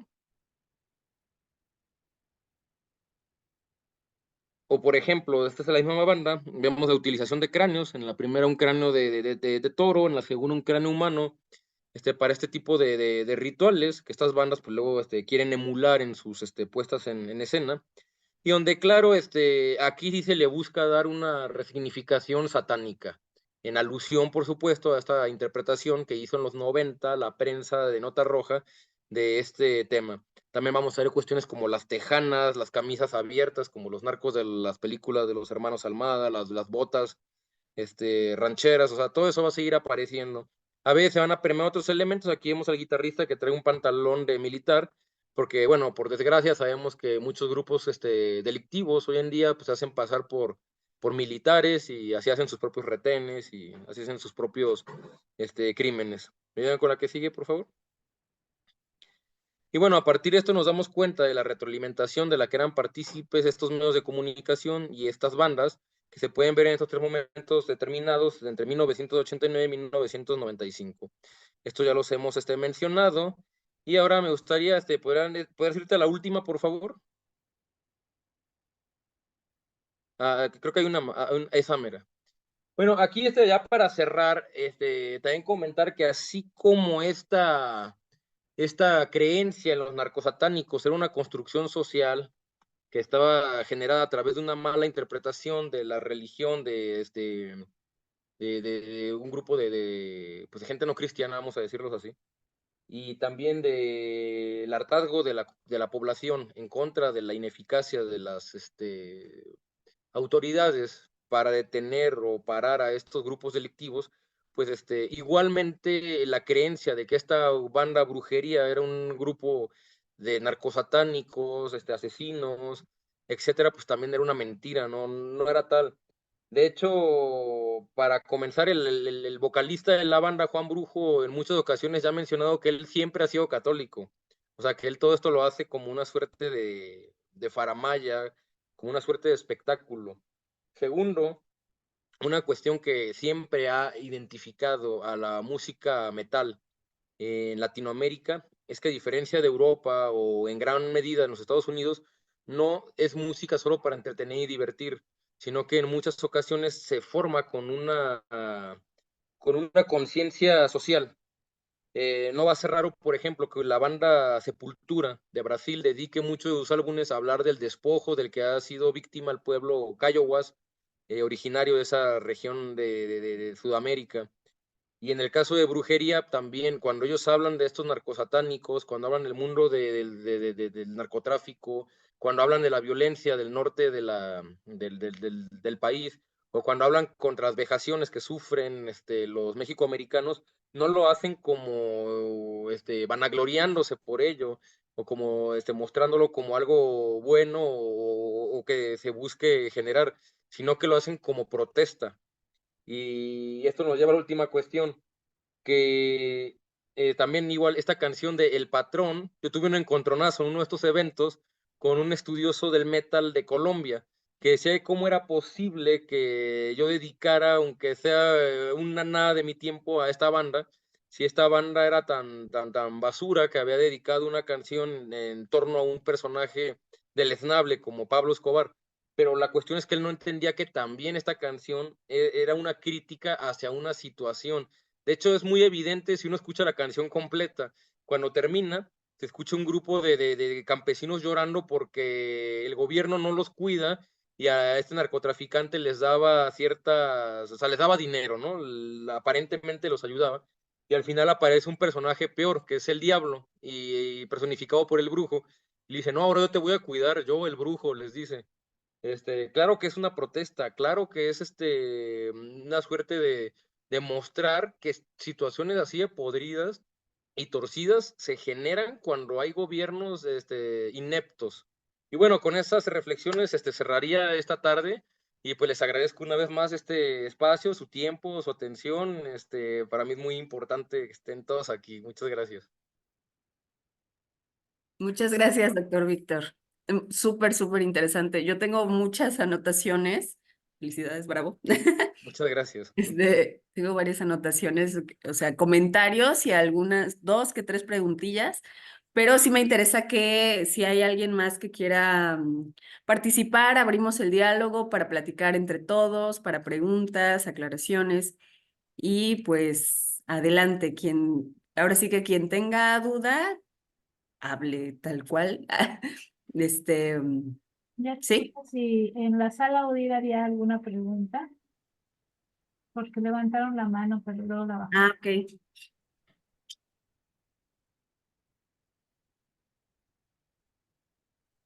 Ahí están. En realidad solo aplaudí, pero, Ah, Muchas gracias. pero bueno, pregunto algo rápidamente. Este, bueno, gracias por la exposición y te quería preguntar si has analizado así como, eh, digamos, así como analizaste esta banda de heavy metal en relación con un suceso, si has hecho aproximaciones también al género del corrido o del así llamado narco corrido. Y si encuentras o sea, evidentemente ahí ya hay un elemento en común, pero más bien como diferentes expresiones en torno a un mismo contexto, a un contexto similar. No sé, alguna reflexión en torno a este otro género tan popular y que está además agarrando un nuevo aire últimamente.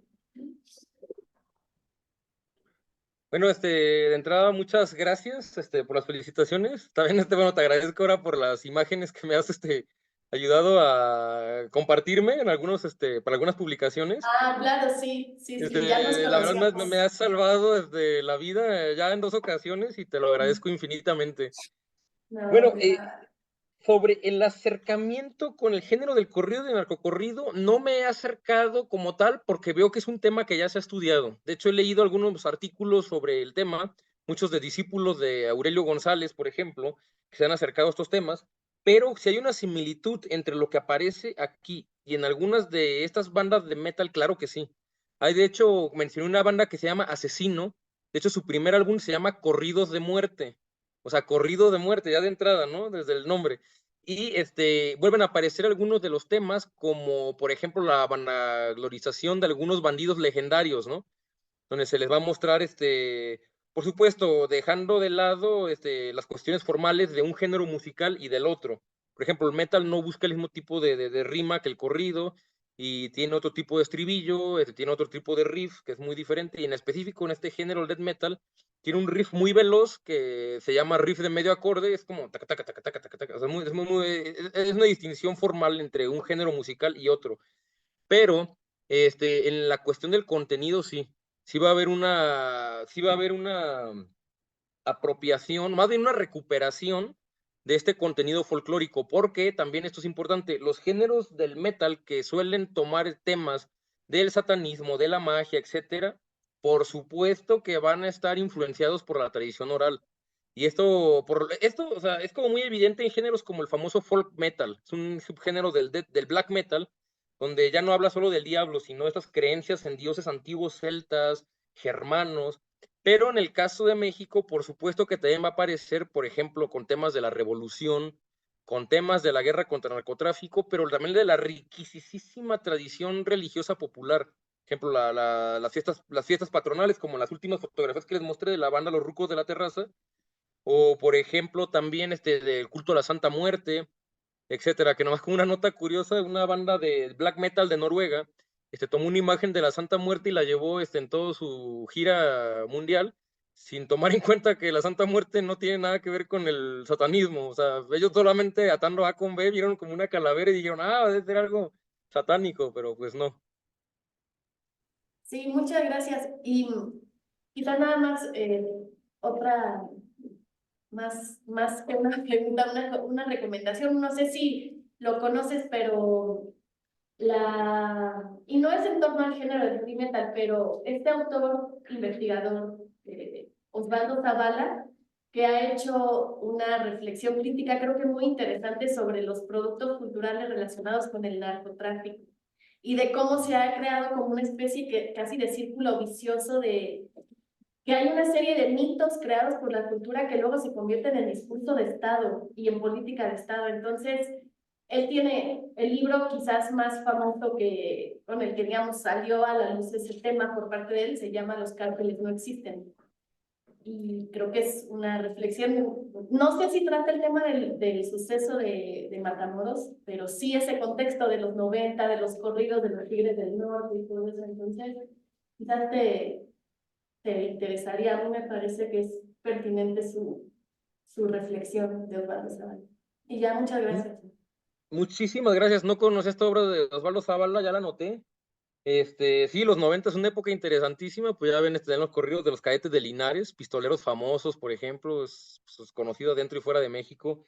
No conocer la obra, y por lo que me comentas, creo que podrá ser una lectura complementaria con otras, como por ejemplo la de Eber Casals, con su libro de la Santa Muerte, o este libro que editó, de hecho, el Colegio de San Luis, de Kudrum, para mí es impronunciable el apellido, pero que es sobre Jesús Valverde. Y en estos dos libros, pues también se habla de cómo esta creencia popular se vuelve luego también ya no solamente un discurso como de la comunidad, sino también lo toma el Estado, da por hecho, ya crea un prejuicio, en el sentido de Gadamer, crea un prejuicio sobre estas creencias populares y sobre lo que ellos creen que son las personas que se acercan a estas creencias populares. Por supuesto, sería retomando a Julio Caro Baroja, pues sería una forma de creencia pasiva. Gracias. ¿Alguna otra pregunta, comentario? Porque si no, yo... Pero en lo que se animan, porque luego así pasa, ¿no? En lo que se animan. Yo, varios comentarios y súper interesante cómo son las cosas, porque yo hace unos días, vi justamente este documental, ¿no? De la narcosatánica, todo esto. Yo no me he acercado a la autobiografía, muy interesante, no, ni sabía que existía. Yo me entero de todo esto hace poco. Y sí, yo estaba viendo el documental y justo todo el panorama previo que diste, sí, es muy evidente cómo los medios, todo lo que fuiste exponiendo, interpretan de cierta manera el fenómeno y lo exponencian, ¿no? Lo hacen como todo un show, una performance, ¿no? Porque incluso recuerdo que cuando fue esta rueda de prensa de la que tú hablas, de la famosísima narcosatánica, ellos colocan en el set donde va a hablar ella un montón de cuestiones, una mezcolanza de elementos, ¿no? Ponen a la Santa Muerte, ponen también velas negras, ponen manchas, hacen toda una performance solo de la rueda de prensa cuando ya capturan a Sara Soto. Pero es interesante porque es una mezcla de varios elementos. Y es muy interesante que en realidad el diablo no está. O sea, el diablo tal cual nunca aparece explícitamente. Es bien interesante cómo se construye esta figura del diablo, que aunque no esté realmente allí en las prácticas, se construye y está tras bambalinas aparentemente. Porque a pesar de que, tal como mencionas, fue un error, a ellos los torturaron, y claro, eso ya condiciona el discurso totalmente. Y además, si fuera una errata, muy interesante esta errata, ¿no? Porque justamente también en el documental se insiste mucho en este personaje de Constanzo como seductor, como que atrae, una persona muy inteligente, guapo, que tiene el don como de hablar, ¿no? Hay muchos gestillos que refrendan como que este paralelismo con el personaje ya tradicional del diablo, ¿no? Como esta persona que atrae, ¿no? Y también muy interesante que aparece toda esta performance, ¿no? Pareciera que Constanzo, Sara Soto insiste en que de repente tiene arrobos, que los ojos se le van para atrás. Y muy interesante cómo todo lo que vas comentando de que se va construyendo este discurso, también en este documental que es recientísimo, pareciera que se están refrendando estos discursos y se está insistiendo, ¿no? En ello. Tenía una pregunta, por cierto, sobre esto, y lo dijiste desde un principio, y lo vimos en toda la exposición, es que se insiste mucho en esta exageración, ¿no? Pero ¿por qué? Tú lo mencionaste nada más de pasadita y me llamó muchísimo la atención. ¿Por qué será que en medios, los medios que conocemos muy bien, los más amarillistas, los más explícitos, fueron tímidos? Porque mencionabas a Alarma, y mencionabas que fueron un poco más conservadores. ¿Tú por qué crees que es esto? ¿O tendrás algún ejemplo? ¿O cuál sería tu hipótesis de por qué estos medios? eh, Digo, suena incluso contradictorio, extraño, pero muy, muy interesante. Y bueno, bueno, y otras cosas, pero prefiero que los demás también hablen sobre la mulata de Córdoba. Me pareció súper interesante el comentario. Es verdad que, por ejemplo, también con la mulata de Córdoba, las versiones recogidas, bueno, fijadas más bien en el siglo XIX, tampoco es que esté el diablo allí. Y sí, refrenda toda la hipótesis que tú vienes mostrando, que nada más por pertenecer a cierto sector, ya inmediatamente como no es igual a nosotros, el diablo debe estar allí, ¿no? Entonces, no es que en algún momento de estas leyendas pienso en la de Couto, la que tú mencionaste. También hay otra que casi nadie conoce que se llama Historia de un peso falso y la mulata de Córdoba y la historia de un peso falso, que también se continúa, nadie sabe mucho de esto, pero se continúa la historia de la mulata de Córdoba que se aparece en las Filipinas y que hace hablar a una moneda, un peso falso, y la moneda narra todas sus aventuras. Y nunca está el diablo, solo se dice que ella tenía algún pacto con el diablo, ¿no? Entonces me pareció súper, súper interesante cómo se continúan estas prácticas, ¿no? Y cómo el diablo continúa estando y no estando de una manera súper interesante. Y bueno, nada más eso, la pregunta. Y nombre del autor de Así creamos monstruos, porque no lo alcancé a notar. Gracias, gracias, doctor. No, pues te agradezco mucho tus preguntas y comentarios. De hecho, lo primero que comentas, Constanzo como un diablo, qué buena reflexión. Yo nunca lo había pensado, pero sí es cierto, es como si fuera un diablo, y es que incluso en la tradición romántica, y de hecho previa, o sea, recogida de la tradición oral, el diablo es extranjero, el diablo no habla la lengua, y Constanzo es un cubano entre mexicanos, mexicoamericanos y estadounidenses, o sea, de entrada sí es pues es un diablo hecho y derecho, y me llama mucho la atención porque Alejo Carpentier, este gran escritor cubano, tiene una enorme cantidad de cuentos donde habla de santeros, palo mayomberos y otros practicantes de hechicería con características muy similares, muy, muy similares.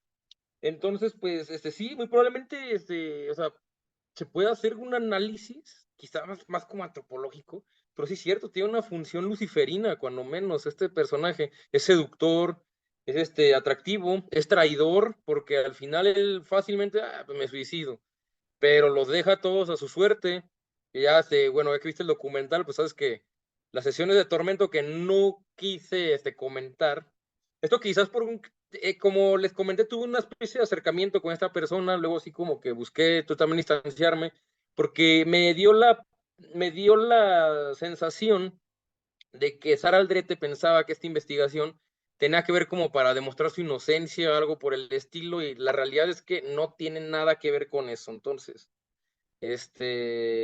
no, yo no, no se trata de eso mi investigación, entonces pues ahí la dejamos, ¿no? Pero sí es un personaje bastante llamativo en ese sentido. Sobre los medios de comunicación, la respuesta de por qué Alarma, que solía ser como el rey de estas publicaciones, se mantuvo como más tímida, fue a que durante el periodo de Miguel de la Madrid, le cayó a esa publicación, no a otras de nota roja, a esa en específico, le cayó una especie de censura. O sea, desde el gobierno la censuraron porque dijeron que estaba atentando contra la moral y los buenos, las buenas costumbres, etcétera. Y entonces Alarma muchas veces, hasta, creo que por aquella época sacaba hasta notas sobre Miguel Bosé y artistas de pop, o sea, se había descafeinado tantísimo su contenido hiperviolento. Y curiosamente, y de lo que se quejan algunas de las personas de la prensa que vivieron ese proceso, dicen, pero ¿por qué a nosotros nada más? Y a la prensa, al Universal, por ahí Alarma intentó como una propuesta sacar un periódico diferente que se llamó Alerta, pero por supuesto, pues todo el mundo lo veía como una copia vil de Alarma y pues no se vendía bien. Entonces decían, ¿por qué solo nosotros no nos ponen este strike y a los demás no? Esa es la razón de por qué Alarma, que había sido tan activa, por ejemplo, en el terremoto del 85, por qué en este momento del 89 se mantiene como más tímida, más alejada. Esa es la cuestión. El nombre del libro, Así creamos monstruos, es Manuel Cabrera. Este libro acaba de salir hace meses, es muy bueno, es español. El autor es experto en el fenómeno ovni, pero no se asusten, no como Jaime Maussan, sino más bien es experto en la invención del imaginario del fenómeno ovni y también de por qué se hizo tan masiva este tipo de publicaciones en España durante la década de los 70 y los 80. Recordarán a Jiménez del Oso, Juan José Benítez, y a pues gente que hoy en día, ¿no? Como Iker Jiménez, pues siguen con esa labor. De hecho, por ahí el doctor José Manuel Pedrosa conoció a Iker Jiménez y me dice que no es una persona, no es una persona buena. ¿Qué más? El autor nos describe entonces ese proceso, pero desde la historia cultural y la historia social, de por qué se crean estos imaginarios, cuál es la necesidad, a qué hechos de la comunidad está obedeciendo, ¿no? Un ejemplo rápido y que me encantó es de que en países que son depredativos con la naturaleza, como Estados Unidos e Inglaterra, les encanta creer que entre sus tierras tienen algún monstruo tropical perdido. Porque explica, el monstruo del lago Ness o el hipotético Sasquatch o el pie grande serán animales tropicales y viene a ser parte pues de esa autoconciencia del daño ecológico que han generado en zonas tropicales. O sea, cuestiones como estas trabaja el autor, es muy interesante. El fenómeno de confabulación, que no te lo spoileo, pero es una de las teorías que me parecieron maravillosas. Finalmente de la mulata de Córdoba, sí hay muchas versiones. Quizá una versión que me parece muy interesante es una japonesa, Quan Chi no Kyonji, no sé si lo habrán escuchado.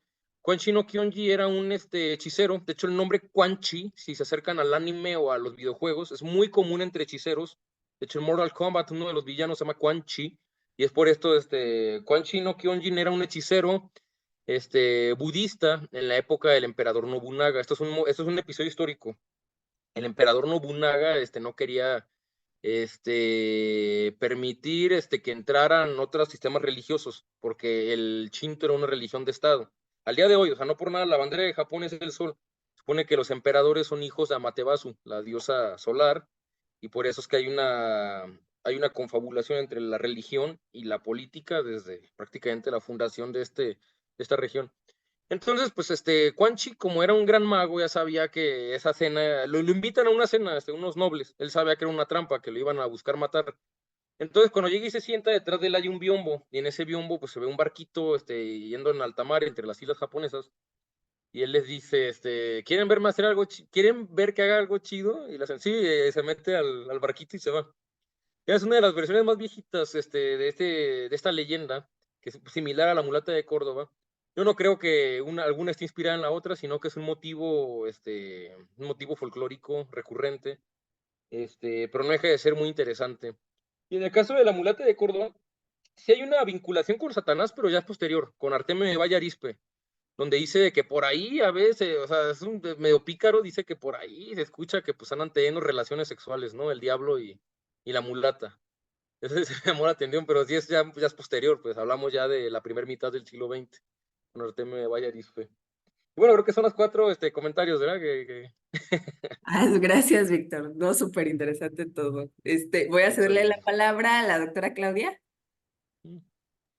Ya muy rápido, Víctor. Bueno, muchas felicidades. Es un trabajo increíble.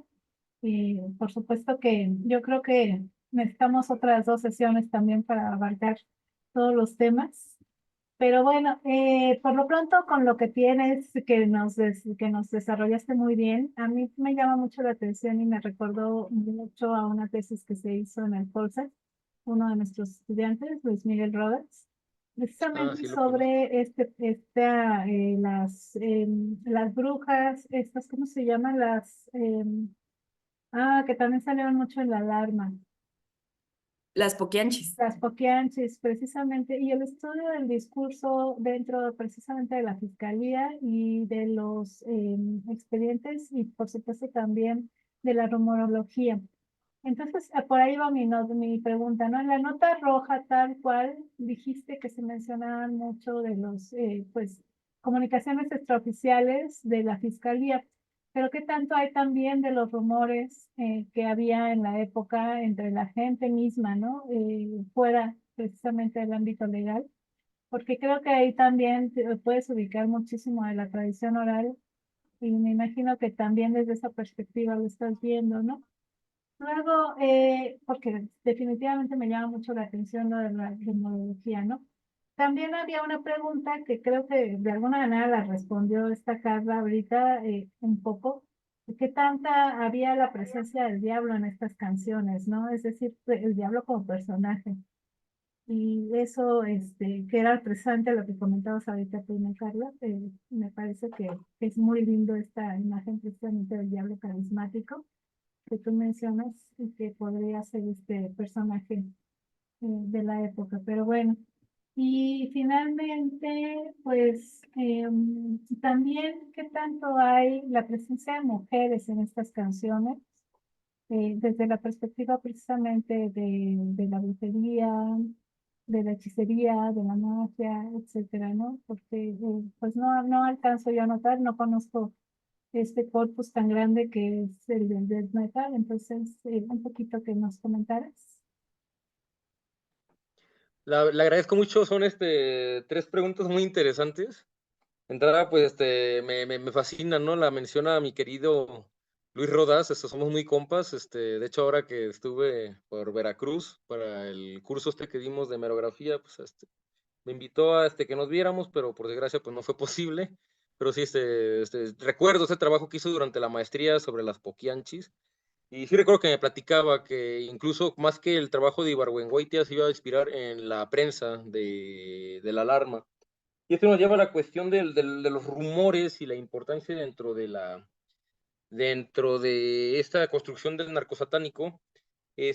Aquí hay 2 cuestiones. La primera es de que la fuente principal fue la de la fiscalía, porque de manera previa a estos textos, a esta nota roja, se sabía de que cierto grupo de criminales perdía a las personas, las desaparecía, pero no existía como una creencia tan bien conformada, ni siquiera este neologismo de narcosatánico, no existía todavía.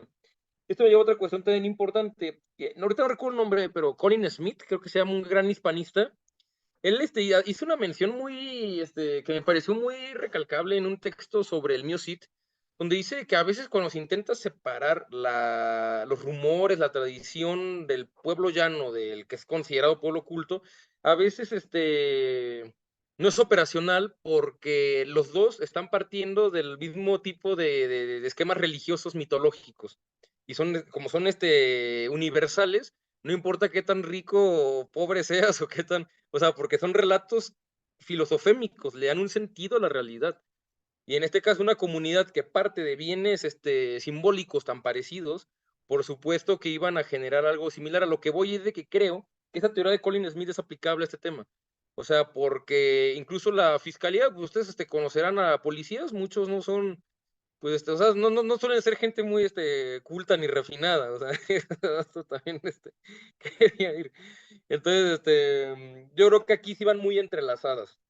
Aquí lo interesante es la recuperación por parte de los músicos del metal Y porque creo que es de las pocas veces, o sea, saben que el metal es un género muy subterráneo, o sea, realmente hasta apenas unos pocos años se ha hecho más mainstream, pero realmente en los 80, en los 90, solo el güey raro del salón lo escuchaba, ¿no? O así, no era. Hoy en día, pues ya hay eventos monumentales como el Hell and Heaven, donde van desde los más fresitas hasta pues, gente que literal estuvo juntando ahí todas las moneditas para ir, ¿no? O sea, pero eso es nuevo. Y eso nos lleva también a esta cuestión, la banda Brujería, que aparentemente era muy subterránea, muy oscura, muy así, ha estado en el Hell and Heaven 2 o 3 veces, o sea, no tiene nada o sea, era parte de una parafernalia. Y esto, me llevó a una cuestión que también me llamó mucho, las últimas dos, intervenciones que hizo me fascinaron. Uno es si el diablo aparece en la música. Sí, es omnipresente en esta música. De entrada, Brujería, en una canción dice, el señor oscuro me manda a comer una sopa de sesos y sangre, dice. Es uno solo de ejemplos, pero o por ejemplo, en esta de la ley de narcos dice, vendemos todo en la tienda de Satanás, te hace rico en poco tiempo, así. O también dice de que matamos a tu familia, nadie se escapa de este peligro, lo que Satanás da te puede quitar. O sea, todo tiene que ver con el diablo, todo.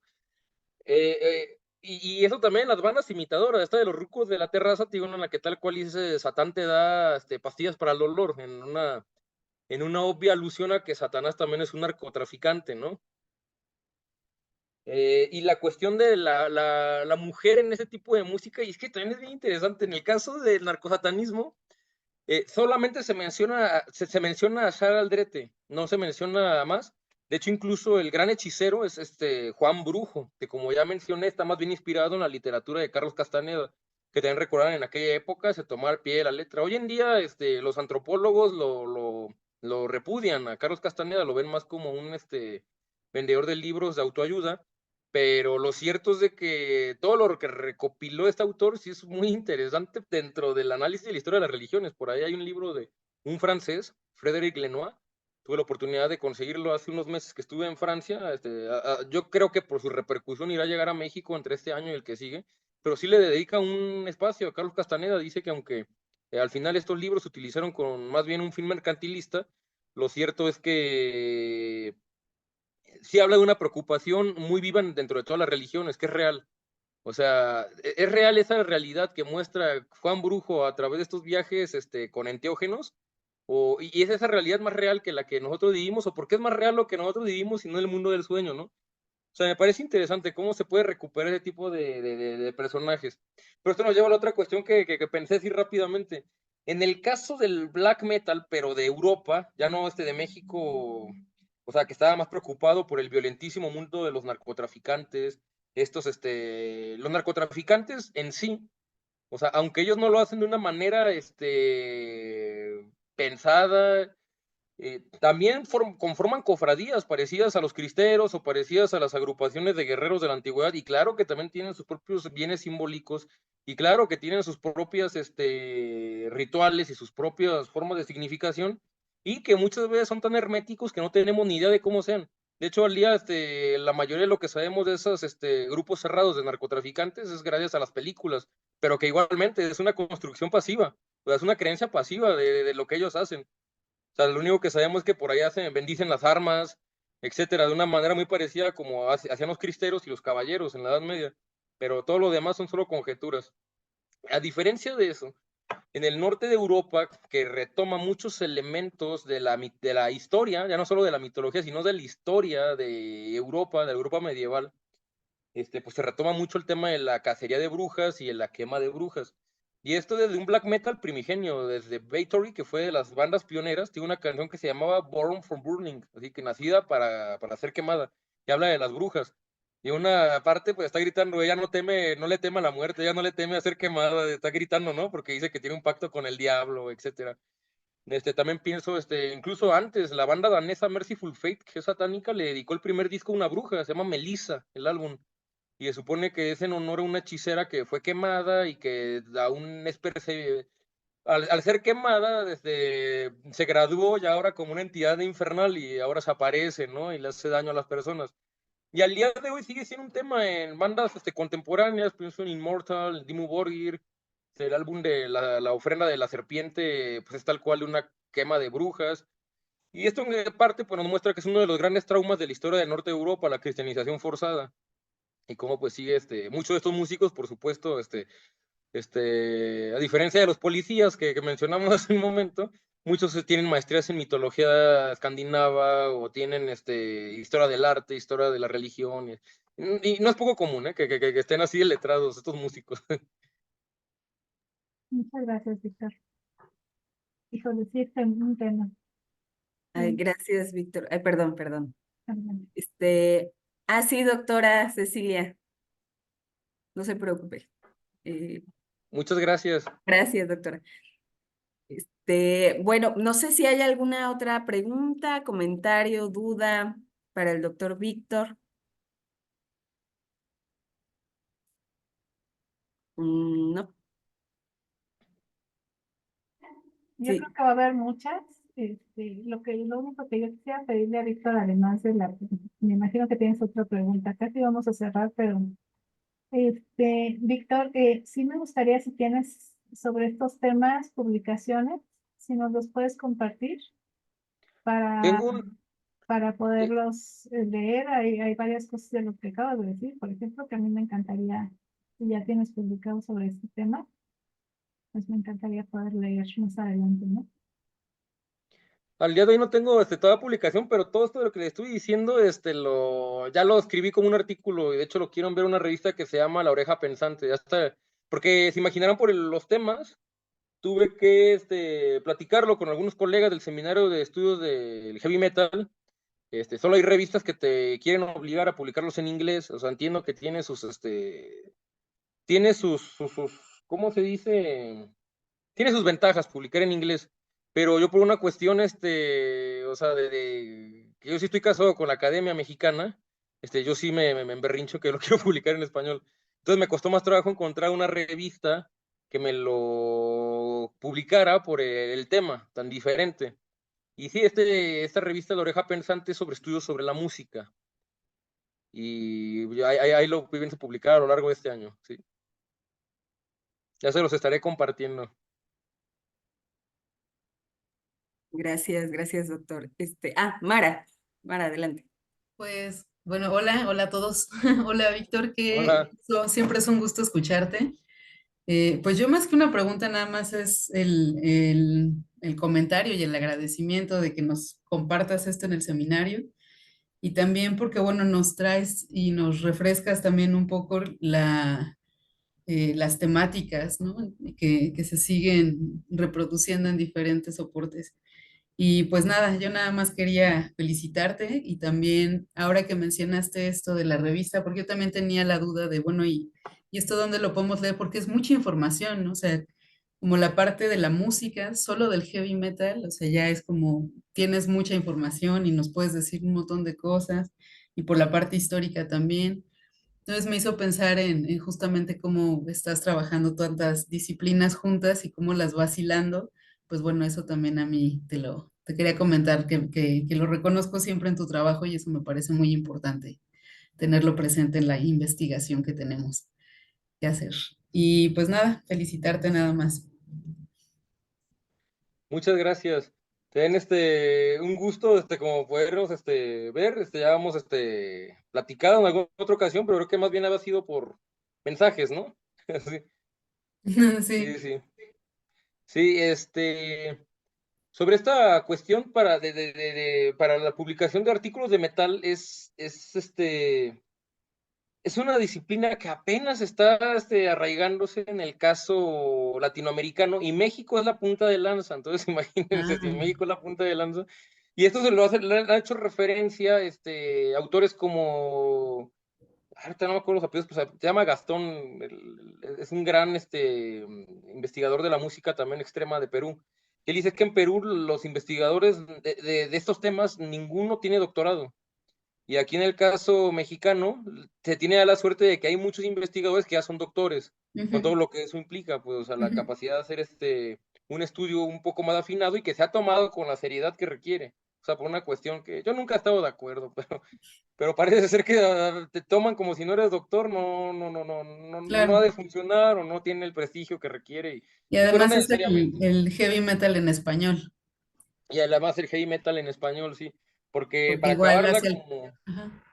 ajá, que para acabarla como el inglés es un idioma muy musical desde su génesis, desde el Beowulf hasta nuestros días, pues le es más sencillo a las bandas, sean de Noruega, de México, de Perú, de alguna región en Medio Oriente, pues trasladar sus canciones al inglés que hacerlas en sus lenguas maternas. Sobre la otra cuestión, es algo que siempre me gusta recalcar, o sea, les comentaba que ayer participé en un evento del Seminario de Estudios de la Lucha Libre, en el que fueron también investigadores de varias partes de México, de aquí de la UAN Iztapalapa, pero también luchadores, tal cual.